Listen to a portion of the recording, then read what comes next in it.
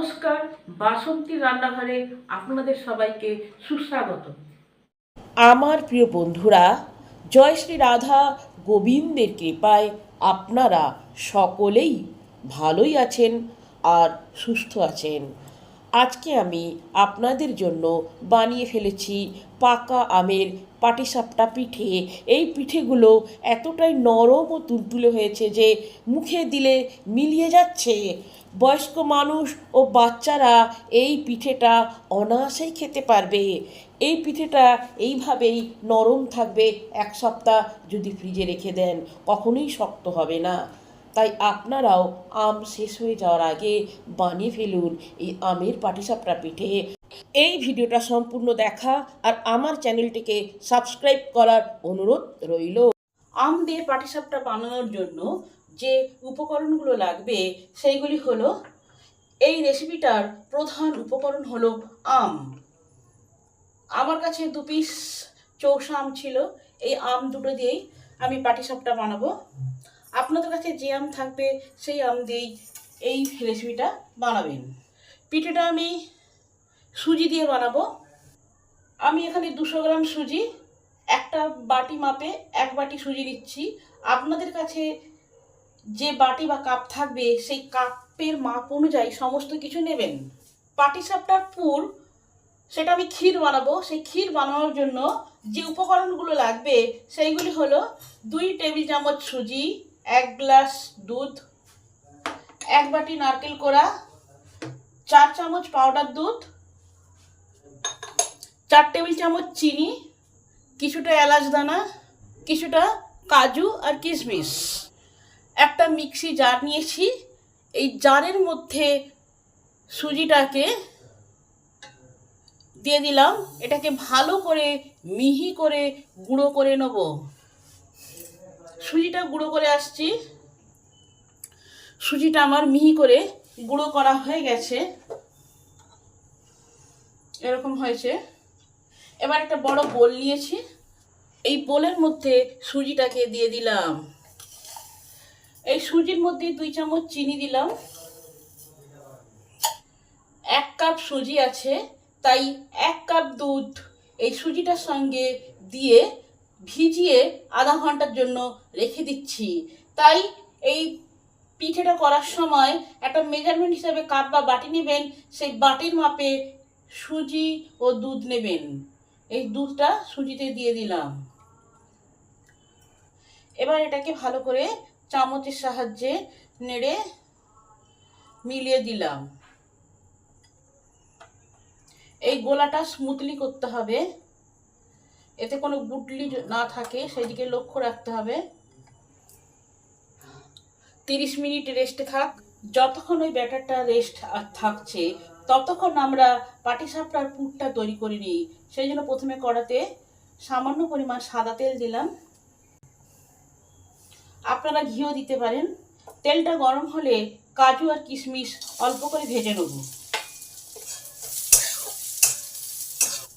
বেশি কড়া করে ভাজবো না, হালকা ভাজবো, 1 মিনিটের মতো।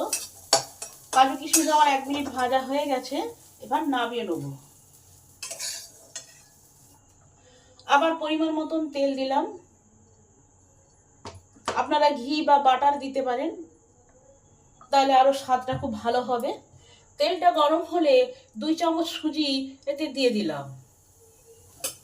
সুজিটাকে ভালো করে নেড়ে নেব।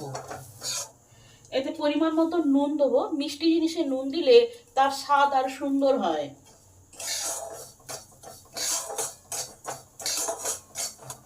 সুজিটা আমার ভাজা হয়ে গেছে, একটা সুন্দর গন্ধ বেরাচ্ছে।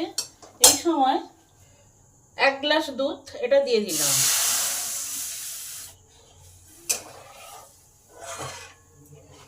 এই সময় কন্টিনিউ নেড়ে যেতে হবে, না হলে সুজিটা নিচে ধরে যেতে পারে।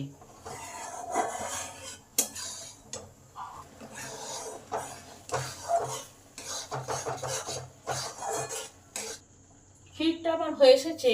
এই সময় নারকেল কোড়াটা দিয়ে দিলাম। এটাকে আগে 2 মিনিট নেড়ে নেব। আপনারা নারকেল কোড়া দিতেও পারেন, নাও পারেন।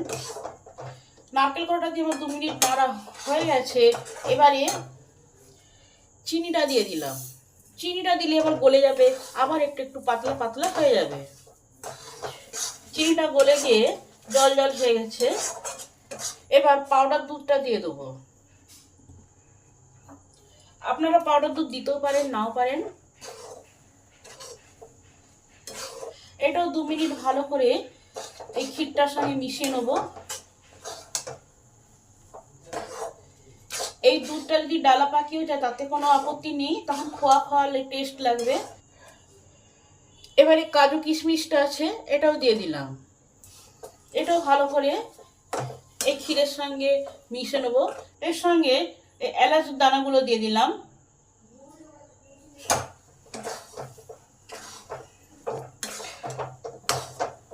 এই এলাচটাকেও এর সঙ্গে ভালো করে মিলিয়ে নিলাম। আমার ক্ষীর হয়ে গেছে, এবার নামিয়ে নেবো। এটা ঠান্ডা হলে আরও টাইট হয়ে যাবে। এটাকে পুরো ঠান্ডা করতে হবে, তারপরে পিঠা করা হবে। ঠান্ডা না হলে পিঠা করা যাবে না।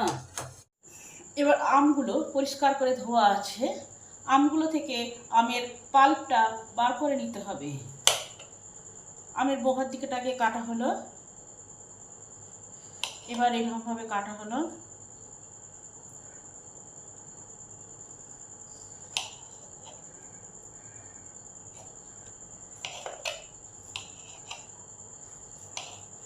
এবার আমগুলোকে এভাবে খোলাটা বাদ দিয়ে কাটতে হবে। চামচের সাহায্যে বেরিয়ে চলে এলো। আমগুলো এই চামচের সাহায্যে এইভাবে আমের পাল্পটাকে বার করে নিতে হবে। আঁটিগুলো থেকেও এইভাবে যতটা সম্ভব আমের পাল্প বার করে নিতে হবে। কত সহজে বেরিয়ে গেল আঁটি থেকেও। এবার চামচের সাহায্যে চেপে চেপে এটাকে একটু প্লেন মিহি করে মেখে নিতে হবে, নাহলে হাত দিয়েও চেপে চেপে মেখে নিলে হবে। আধা ঘন্টা রেস্ট রাখার পরে দুধ আর সুজিটা কীরকম অবস্থায় আছে দেখে নিই। সুজিটা এরকম হয়েছে। এবার এর সঙ্গে আমের পাল্পটা মিশিয়ে নেব। এটাকে ভালো করে চামচের সাহায্যে মিশিয়ে নিতে হবে, পুরো সুজিটা যাতে ভালো করে মিশে যায়। ব্যাটারটা ঠিক ধসা ব্যাটারের মতনই হবে, জল লাগলে জল দিতে হতেও পারে। আবার 5 মিনিট রেস্ট থাক। পাটিসাপটা করতে গেলে প্যানটাকে ভালো করে গরম করে নিতে হবে। প্যানটা ভালো করে গরম হলে তারপরে তেল দিতে হবে, সামান্য পরিমাণ তেল ব্রাশ করতে হবে গোটা প্যানটায় ভালোভাবে প্রতিটা কোণায়। এবার এই ব্যাটারটা প্রত্যেকবারে ভালো করে পাইল করে নিতে হবে, নিচে উপরে গুলে নিয়ে তারপর কিছুটা এই প্যানে দিলাম।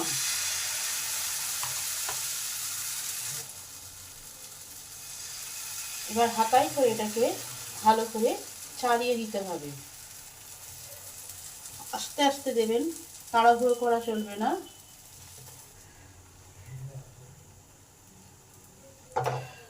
যেদিকে তাপ লাগছে সেই থেকে প্যানটাকে ঘুরিয়ে নিয়ে যেতে হবে। পুরোটা ভালোভাবে এই হলুদ কালার এলে তবে এতে পুর দেওয়া হবে। সুজির ক্ষীরটা দেখেছেন কত সুন্দর জমে গেছে, তখন পাতলা ছিল। এবার এই ক্ষীরটা কিছুটা অংশ এইভাবে দিতে হবে। এবার আস্তে করে এটাকে চেপে চেপে রোল করে দিতে হবে। তাড়াহুড়ো করা চলবে না, তাড়াহুড়ো করলে এটা ভেঙে যেতে পারে। দুই সাইডটা একটু চেপে দেবেন, নাহলে পুর বেরিয়ে যেতে পারে। কত সুন্দর হয়ে গেছে। এবার আর একটু তেল অথবা ঘি দিয়ে এটাকে একটু ভেজে নিলেই হবে। দেখলেন কত সহজে আমের পাটিসাপটা হয়ে গেল। দুই সাইডটা একটু লাল লাল এরকম সোনালি কালারের। এবার এটাকে তুলে নেব। এটাকে আস্তে করে তুলবেন, ভেঙে যাওয়ার ভয় আছে। আবার কিছুটা ব্যাটারেতে দিলাম, আস্তে করে এটাকে ঘোরাতে হবে, তাড়াহুড়ো করার কোনো দরকার নাই। পুরো পিঠেটাকে একবারে শুকনো হতে দিতে হবে, তারপরেই এতে পুর দেওয়া হবে, না হলে পিঠেটা ভেঙে যাওয়ার চান্স আছে। এটাকে ঘুরিয়ে ঘুরিয়ে যেদিকে তাপ আছে সেদিকে নিয়ে যেতে হবে। আর গ্যাসটা সবসময় কিন্তু সিমেই থাকবে, জোরে করা চলবে না।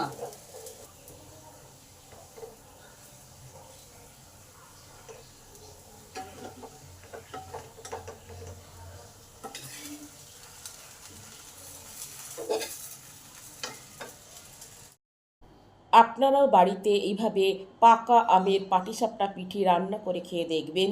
রেসিপিটা যদি ভালো হয় তাহলে আমার চ্যানেলটিকে সাবস্ক্রাইব করবেন, লাইক করবেন, কমেন্ট করবেন ও শেয়ার করবেন। ভিডিওটা সম্পূর্ণরূপে দেখার জন্যে অসংখ্য ধন্যবাদ। দেখা হচ্ছে অন্য কোনো নতুন ভিডিওতে। জয় শ্রী রাধা গোবিন্দের জয়।